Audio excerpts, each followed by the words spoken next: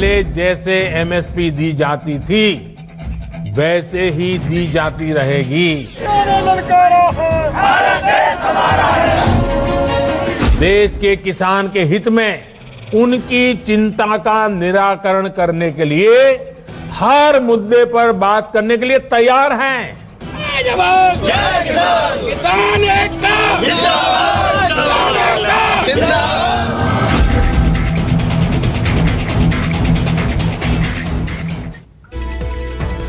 नमस्कार, आप देख रहे हैं प्राइम टाइम एक्सक्लूसिव। आपके साथ मैं हूं Ravi Thakur. MSP, APMC, contract farming. आज देश के प्रधानमंत्री नरेंद्र मोदी ने किसानों को कृषि कानून से जुड़े हर भ्रम पर पूरी गारंटी दे दी है। गारंटी ये कि नए कृषि कानूनों से किसानों को कोई नुकसान नहीं होगा। पीएम मोदी ने खुद कह दिया, कृषि मंत्री ने खत लिखकर बता दिया। तो आखिर अब क्या बाकी रह गया है? इस बुलेटिन में आपको दिखाएंगे पीएम का किसान संवाद और अन्नदाता के मन की बात। मोदी की गारंटी, अब क्या बाकी?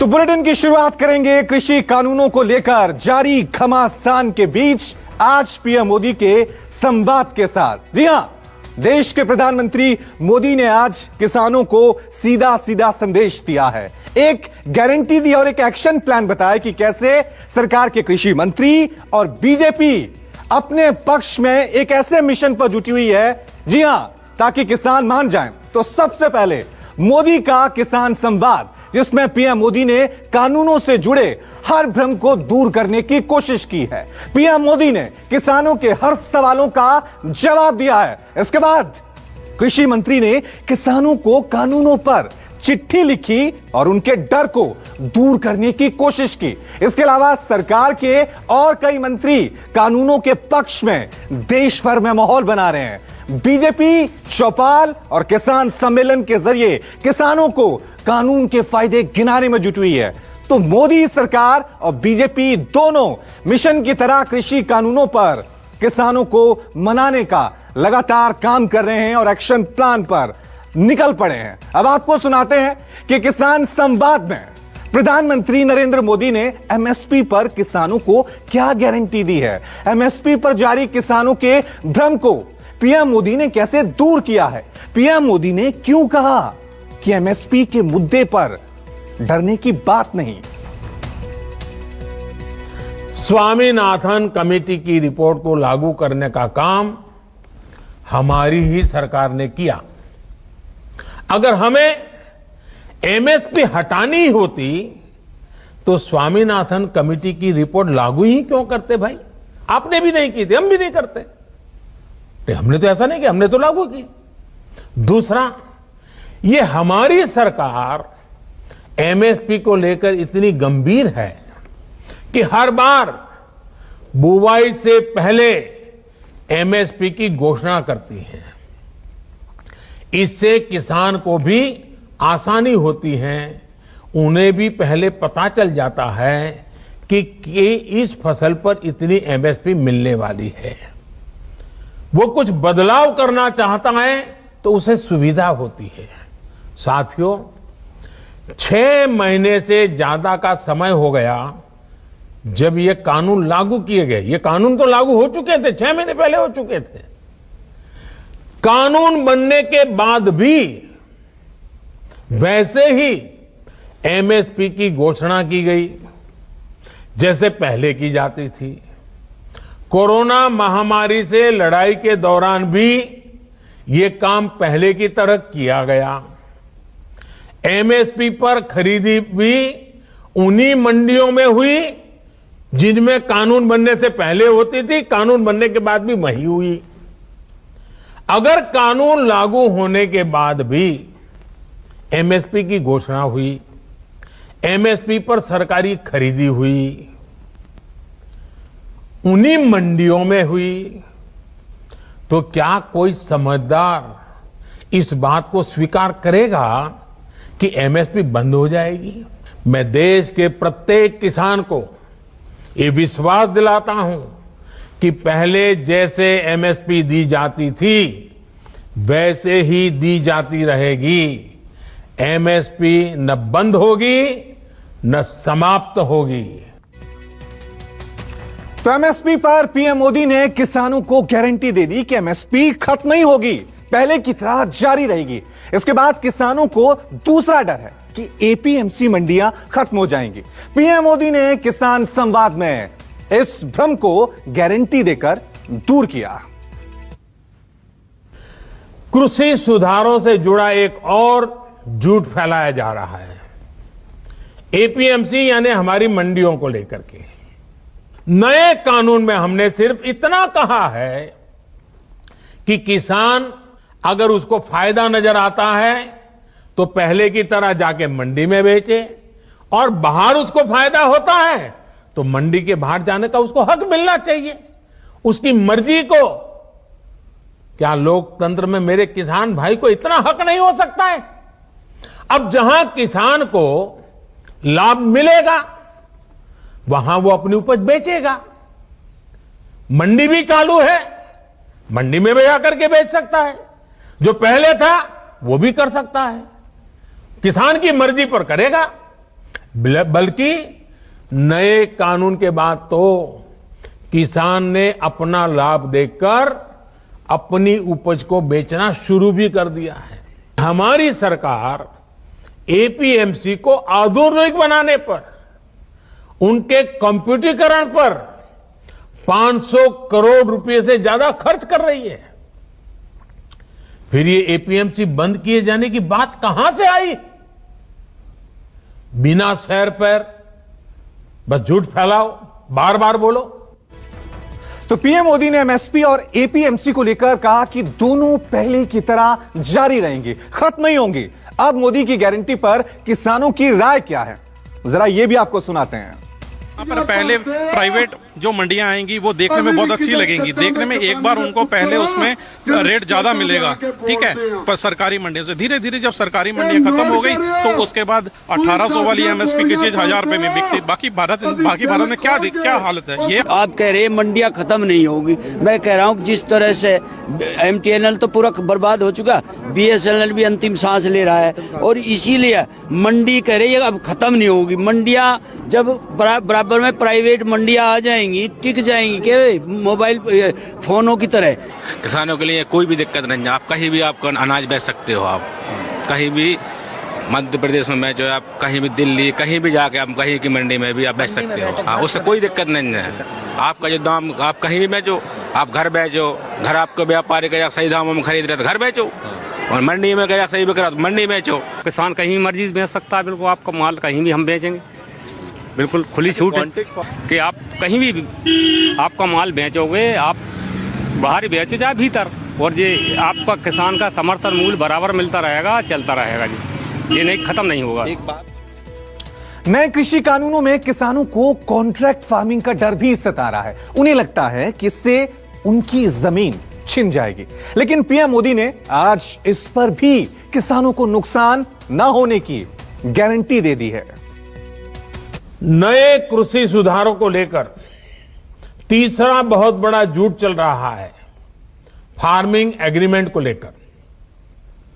देश में फार्मिंग एग्रीमेंट का कोई नई चीज नहीं है।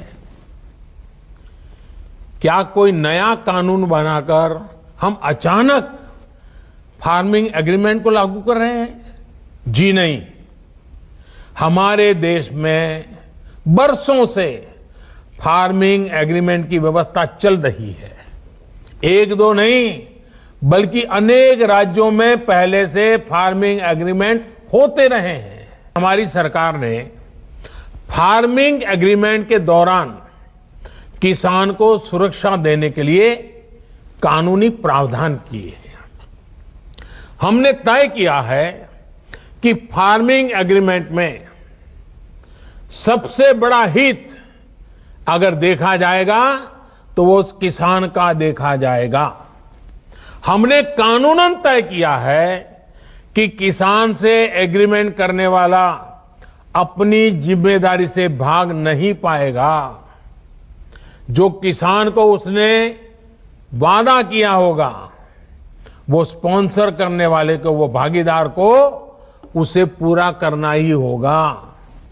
अगर नए किसान कानून लागू होने के बाद कितने ही उदाहरण सामने आ रहे हैं जहां किसानों ने अपने इलाके में एसडीएम से शिकायत की और शिकायत के कुछ ही दिन के भीतर किसानों को अपना बकाया मिल गया।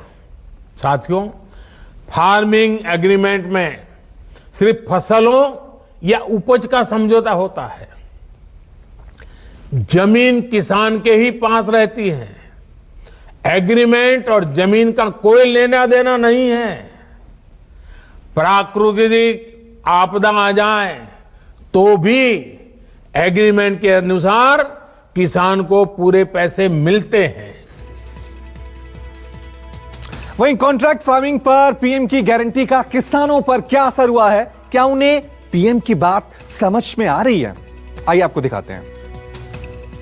कॉन्ट्रैक्ट फार्मिंग में एक नीचे ये भी है, रेट 2000 का तय कर दिया, आपका खरीद देंगे, आप बो दो।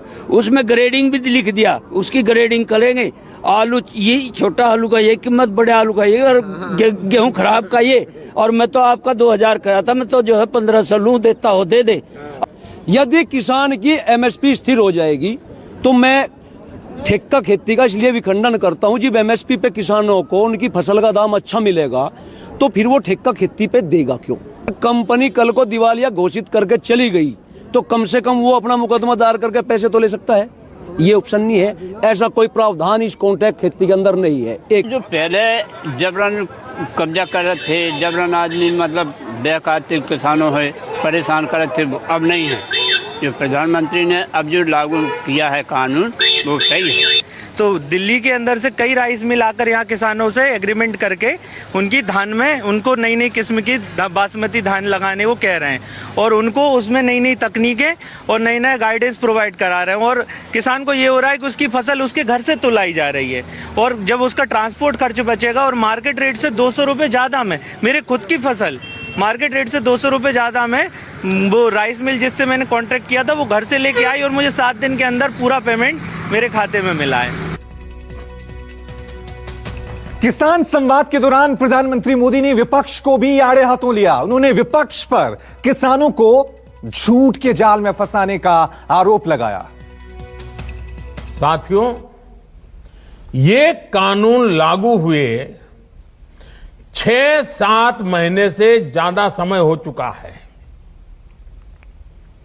लेकिन अब अचानक भ्रम और झूठ का जाल बिछाकर अपनी राजनीतिक जमीन जोतने के खेल खेले जा रहे हैं। किसानों के कंधे पर बंदूक रखकर वार किए जा रहे हैं। सरकार बार बार पूछ रही है, मीटिंग में भी पूछ रही हैं, पब्लिकली पूछ रही हैं, हमारे कृषि मंत्री टीवी इंटरव्यू में कह रहे हैं, मैं खुद बोल रहा हूं कि भाई आपको कानून में किस क्लॉज में क्या दिक्कत है बताइए। जो भी दिक्कत है वो आप बताइए। तो इन राजनीतिक दलों के पास कोई ठोस जवाब नहीं होता। आज जो किसानों के नाम पर आंदोलन चलाने निकले हैं, जब उनको सरकार चलाने का या सरकार का हिस्सा बनने का मौका मिला था, उस समय इन लोगों ने क्या किया, ये देश को याद रखना जरूरी है। स्वामीनाथन कमीशन की रिपोर्ट आई, लेकिन ये लोग स्वामीनाथन कमेटी की सिफारिशों को 8 साल तक दबाकर बैठे रहे। किसानों को लागत का 1.5 गुना एमएसपी हमने दिया। तो विपक्ष को लेकर पीएम मोदी ने जो कुछ कहा है, क्या वो वाकई में सच है? किसान आखिरकार उसको लेकर क्या सोचते हैं, वो भी सुनिए। सर, इसमें अपोजिशन का कोई रोल नहीं है, कोई रोल नहीं है और न ही यहाँ पर स्टेज पर किसी को न दिया जा रहा है, ना किसी की सपोर्ट है। देखिए जनता, देखिए पंजाब है, हरियाणा, पूरे देश से जितने किसान निकले हैं, पूरे उत्तराखंड से भी गाजीपुर बॉर्डर पे बैठे हैं, यूपी के बैठे हैं, मध्य प्रदेश के हैं, महाराष्ट्र के हैं, आप किसकी बात करते हैं? यहाँ पे पॉलिटिशियन का रोल नहीं है। जो भी योजना बनाई है सब सही बनाई है, सही कानून बनाया है, सब कोई दिक्कत नहीं है।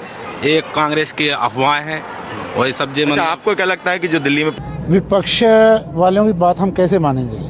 हम तो भारतीय जनता पार्टी को जिता करके प्रधानमंत्री बनाए हैं। अगर हमें उनकी बात माननी तो उनको वोट नहीं देते। नहीं साहब, वो भ्रम डाल रहे हैं ये लोग, कुछ लोग जो भ्रम डाल रहे हैं बहुत सही है। वो किसान के लिए बहुत कुछ कर रहे हैं, अच्छा कर रहे हैं। जो कानून लाए हैं बहुत सही लाए हैं। आपको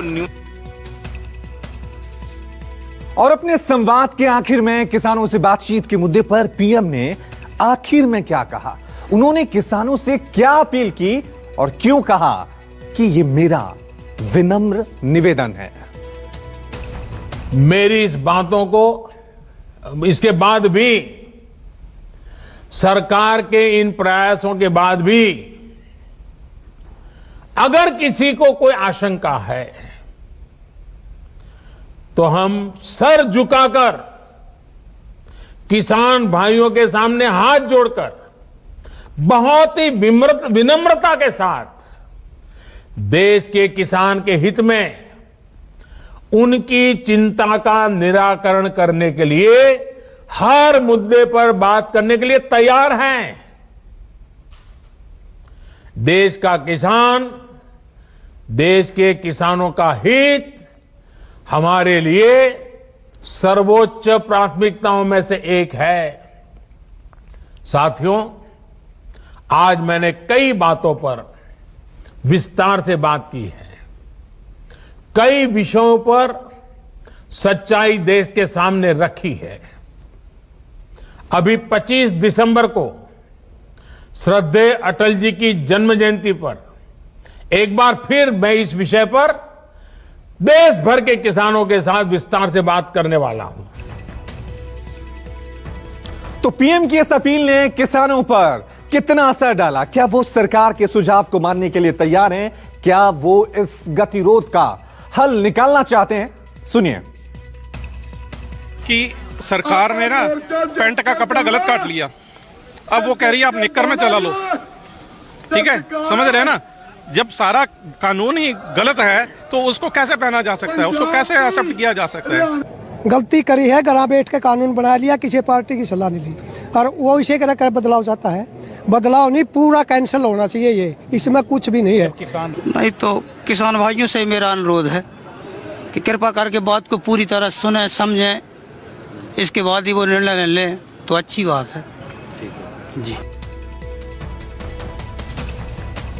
तो पीएम मोदी किसानों को मनाने के मिशन पर हैं, तो कृषि मंत्री समेत मोदी सरकार के बाकी मंत्री भी पीछे नहीं हैं। सरकार के मंत्री भी लगातार कृषि कानूनों पर किसानों को समझाने की जुगत में जुटे हुए हैं। सरकार ने इसको लेकर एक 5 सूत्रीय प्लान तैयार किया है। क्या है ये प्लान? देखिए। कृषि कानूनों पर किसानों की अपनी नीति है तो सरकार की अपनी रणनीति। इस मसले को सुलझाने के लिए सरकार 5 सूत्रीय प्लान पर आगे बढ़ रही है। प्रधानमंत्री नरेंद्र मोदी देश भर के किसानों से संवाद कर रहे हैं, कानूनों पर उनके भ्रम को दूर कर रहे हैं। इसी कड़ी में पीएम अन्नदाता बुकलेट भी जारी कर चुके और किसानों को उसे पढ़ने की गुजारिश कर चुके। पीएम आगे हैं तो कृषि मंत्री नरेंद्र तोमर भी पीछे नहीं है। उन्होंने किसानों को चिट्ठी लिखकर भरोसा देने की कोशिश की। सरकार किसानों को मनाने के मोर्चे पर है, तो वहीं बीजेपी भी कानूनों के पक्ष में देश भर में माहौल बना रही। इसको लेकर देश में किसान चौपाल और सम्मेलन किए जा रहे हैं। देश के किसान के हित में उनकी चिंता का निराकरण करने के लिए हर मुद्दे पर बात करने के लिए तैयार हैं। जो मुझे ज्यादा दाम देगा मैं उसको बेचूंगा, अपने घर पे बेचूंगा, अपने खेत में बेचूंगा। बताओ इसमें कोई बुराई है क्या? नरेंद्र मोदी ने अपने कार्यकाल में एमएसपी में पूरे देश के किसानों को 8 लाख करोड़ रुपया मुहैया कराया है। सरकार का मन सदैव खुला था, खुला है और आगे भी हम बातचीत करके इसके समस्याओं का हल करने के लिए तैयार है। प्रधानमंत्री मोदी ने मध्य प्रदेश के किसानों से संवाद के दौरान कृषि कानूनों पर चल रहे भ्रम को दूर करने की कोशिश की। इससे पहले गुरुवार को कृषि मंत्री नरेंद्र तोमर ने किसानों के नाम 8 पेज की चिट्ठी लिखी। पीएम मोदी ने इस चिट्ठी को पढ़ने के लिए किसानों से विनम्र अपील की। कृषि मंत्री ने किसान भाइयों बहनों को पत्र लिखकर अपनी भावनाएं प्रकट की हैं।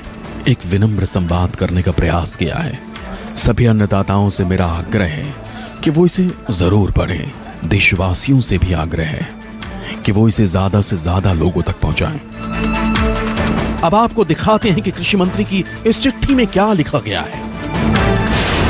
कृषि मंत्री की चिट्ठी में यह साफ किया गया है कि एमएसपी जारी है और जारी रहेगी। मंडियां चालू हैं और चालू रहेंगी। एपीएमसी मंडियां कानून के दायरे से बाहर हैं। इसके साथ ही खुले बाजार में अच्छे दाम पर फसल बेचने का विकल्प होगा। किसानों की जमीन को खतरा नहीं है। मालिकाना हक उन्हीं का होगा। करार फसलों के लिए होगा, जमीन के लिए नहीं। किसान जब चाहे करार खत्म कर सकते हैं। साथ ही चिट्ठी में लिखा गया है कि किसानों को तय समय पर भुगतान किया जाएगा। तय समय पर भुगतान नहीं करने पर जुर्माना लगेगा। सरकार किसानों को समझाने के मिशन पर है, तो वही बीजेपी भी किसान चौपाल और सम्मेलनों के जरिए बात बनाने की कोशिश कर रही है। सरकार किसानों के मुद्दे पे 5 सूत्री फार्मूले पे काम कर रही है, जिस पे अमल करना शुरू कर दिया है। प्रधानमंत्री ने किसानों से बात की है। इसके अलावा इसके पहले कृषि मंत्री लगातार किसान नेताओं से संपर्क में रहे, उनको प्रस्ताव दिया, उनसे बातचीत की जा रही है। लगातार संवाद बनाए रखने की भी कोशिश की जा रही है। इन तमाम कोशिशें जो हैं वो उस 5 सूत्री कार्यक्रम के तहत हो रही हैं, जिससे काम बन जाए। अब देखते हैं कि किसानों और सरकार के बीच में कोई बात बनती है या फिर यूं ही ठनाठनी बनी रहेगी। अब देखना ये होगा कि सरकार और बीजेपी की ये पूरी कवायद कितना रंग दिखा पाती है। क्या किसान पीएम मोदी या सरकार की बात मानते हैं या फिर ये संघर्ष अभी और लंबा चलता है। प्रशांत देव के साथ ब्यूरो रिपोर्ट, न्यूज़ 24।